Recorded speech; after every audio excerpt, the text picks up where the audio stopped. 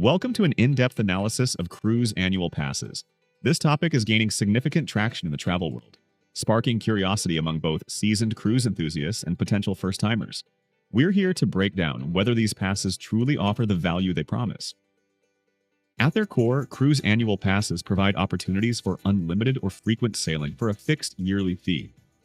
This concept might sound incredibly appealing, offering a gateway to numerous voyages without the constant expense of individual bookings.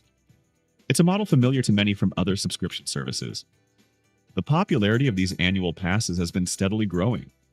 As cruise lines innovate to attract different segments of the market, offering new ways to experience their fleets becomes crucial. This trend reflects a broader consumer shift towards subscription-based models for various services. However, determining the true worth of an annual pass isn't a one-size-fits-all equation.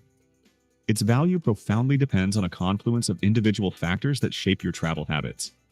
What works perfectly for one cruiser might be entirely unsuitable for another. Your personal cruising habits are paramount in this assessment. How often do you typically cruise each year, and for what durations? The frequency of your voyages will directly impact how quickly you amortize the pass's upfront cost. Personal preferences also play a significant role in this decision. Do you enjoy spontaneous trips, or do you meticulously plan months in advance? Are you flexible with cabin types and destinations, or do you have specific requirements? These leanings heavily influence the pass's suitability. Finally, your financial situation and budgetary priorities are key considerations. While the pass offers potential savings, it also represents a substantial upfront commitment. Understanding your financial capacity to maximize its use is essential for a prudent decision. The primary appeal of cruise annual passes is undeniably the promise of significant cost savings. For many, the idea of paying one fee for multiple cruises throughout the year presents an enticing financial advantage.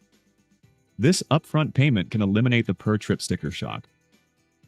These passes are particularly ideal for frequent cruisers who find themselves booking multiple voyages annually. If you are regularly sailing, either for leisure or quick getaways, an annual pass could dramatically reduce your overall cruising expenditure. It shifts the payment model from transactional to subscription. The financial benefits are especially pronounced for shorter, regional itineraries. These shorter cruises, often 3 to 5 nights, are perfect for quick escapes, but can add up quickly when booked individually. An annual pass can turn these into highly economical adventures. The upfront cost of an annual pass can often be quickly offset by just a few sailings. Depending on the pass's price and the typical cost of individual cruises, the break-even point might be reached sooner than you think. This makes diligent calculation vital for prospective buyers. Furthermore, an annual pass eliminates the recurring per-cruise expenses for multiple trips. You won't face the base fare cost each time you book a new cruise. Your annual fee covers it. This simplification can make budgeting for your cruising much more straightforward. Imagine the savings on multiple weekend getaways. If you live near a cruise port and enjoy short, frequent breaks, these passes unlock immense value. They transform what might be considered occasional indulgences into readily accessible, budget-friendly escapes. Similarly, an annual pass provides substantial savings on numerous short cruises throughout the year. For those who love the sea but have limited vacation time for long voyages, frequent shorter trips become an economical and convenient option. You can enjoy the experience without the hefty price tag for each. The appeal is particularly strong for individuals living near major cruise ports. Proximity to a departure point reduces travel costs and time, making spontaneous or frequent short cruises much more feasible. For these individuals, maximizing an annual pass's benefits becomes significantly easier and more practical. When evaluating a cruise annual pass, one factor towers above all others: your cruising frequency. This is the cornerstone of determining whether such an investment makes financial sense for you. Your sailing habits are the ultimate determinant of value. For infrequent cruisers, perhaps those who sail only once or twice a year, an annual pass is simply not cost-effective. The upfront investment would likely far exceed the cost of 2 individually booked cruises, especially considering potential deals and promotions. It becomes an unnecessary expense.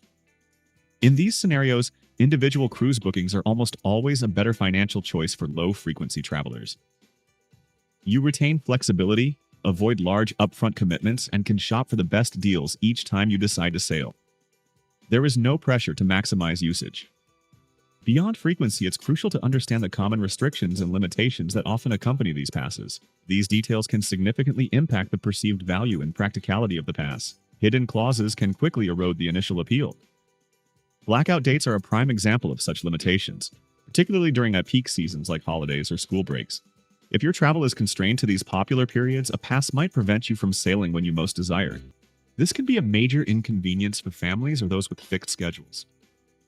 Many passes also come with restrictions on cabin types. Typically, you might be limited to inside or ocean view cabins, with upgrades to balcony staterooms or suites incurring additional costs. This necessitates a compromise if you prefer more luxurious accommodations.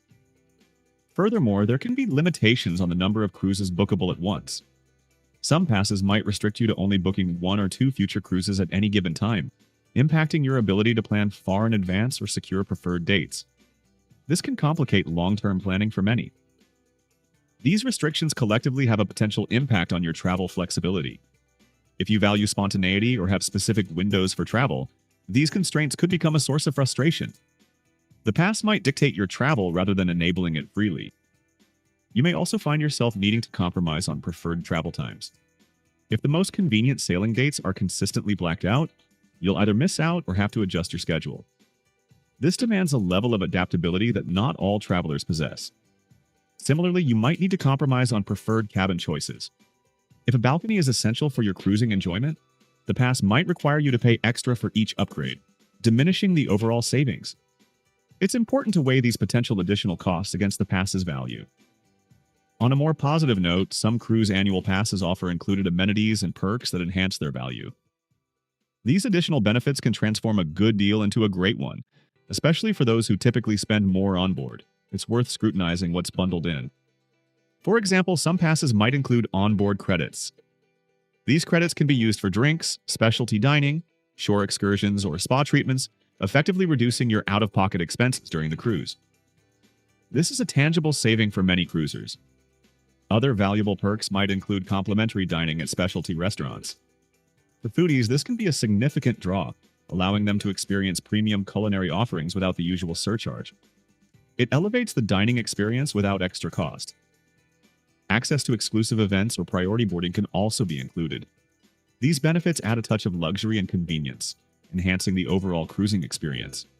Such non-monetary perks can contribute significantly to the perceived worth of the pass. These added benefits truly enhance the value, especially for frequent onboard spenders. If you consistently purchase extras on your cruises, these inclusions can lead to substantial savings beyond the fare itself. They transform the pass into a more comprehensive package. Your personal travel style compatibility is another crucial consideration. An annual pass might not align with every traveler's preferences, making it less suitable for certain types of cruisers. Understanding your own cruising philosophy is paramount. For instance, these passes are generally not suitable for those preferring longer cruises. The included itineraries are typically shorter, meaning a pass wouldn't cover your desire for extended voyages. You might end up paying for a pass you can't fully utilize for your preferred travel duration. Similarly, an annual pass might not be ideal for those who prefer exotic destinations that require longer itineraries or specific cruise lines. Passes often focus on regional, shorter routes, limiting your access to far-flung or niche experiences. If your travel dreams involve distant shores, a pass might be restrictive. If your specific cruise lines of choice do not offer such passes, then the discussion becomes moot. The availability of these passes is not universal across all cruise lines. You must first ensure your preferred operators participate in such a program. The booking requirements associated with passes can sometimes hinder spontaneous travel. If you must book far in advance or navigate specific booking windows, the freedom to embark on a last-minute trip is curtailed. This is a significant drawback for impulsive travelers. The presence of blackout dates also heavily impacts spontaneous travel. If your schedule allows for quick, impromptu getaways, but those dates fall within blackout periods, the pass loses its utility. It forces a structured approach to what many prefer to be flexible travel. Finally, a thorough financial comparison with other options is indispensable. Before committing to an annual pass, you must meticulously crunch the numbers against alternative booking methods. This objective analysis will reveal the true economic advantage, or disadvantage. Compare the annual pass cost directly to the total cost of booking individual cruises for the number of trips you anticipate taking. Factor in the average prices you would typically pay for similar itineraries and cabin types.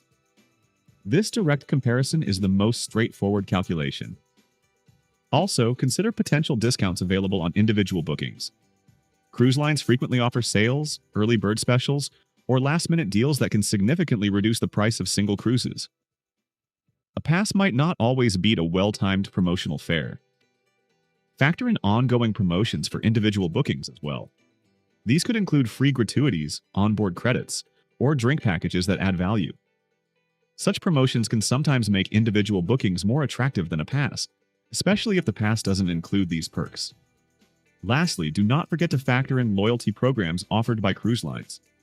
Your accumulated points or status with a particular line might unlock benefits like cabin upgrades, exclusive events, or discounts that could outweigh the savings of a generic annual pass. These loyalty perks hold tangible value for frequent guests. In conclusion, cruise annual passes can indeed be a fantastic deal, but only for the right individual. They are a specialized product designed to cater to a very specific type of cruiser. Understanding if you fit that profile is key to maximizing their potential. These passes offer significant savings potential, particularly for those who cruise frequently on shorter, regional itineraries. The economic advantage is clear when usage is high, and expectations align with the pass's structure. It's a volume play. They also provide a wonderful freedom to cruise frequently, transforming quick getaways into affordable and accessible adventures. For port-adjacent individuals, this freedom can unlock a lifestyle of frequent mini vacations without budget constraints. However, committing to an annual pass requires careful assessment before you dive in. Hasty decisions without understanding the full scope can lead to financial regret and travel frustration. Due diligence is absolutely necessary here. You must meticulously evaluate your personal cruising habits. Be honest about how often you truly sail, the duration of your trips, and your preferred destinations. This self-assessment is the foundation of an informed decision. Consider all the restrictions that come with the pass, from blackout dates to cabin limitations. Are you willing to work within these boundaries, or will they feel too restrictive for your ideal travel experience? Your flexibility is a major component. Finally, compare the cost of the pass to all alternative options, including individual bookings and loyalty program benefits. A comprehensive financial analysis ensures you are making the most economically sound choice for your cruising desires.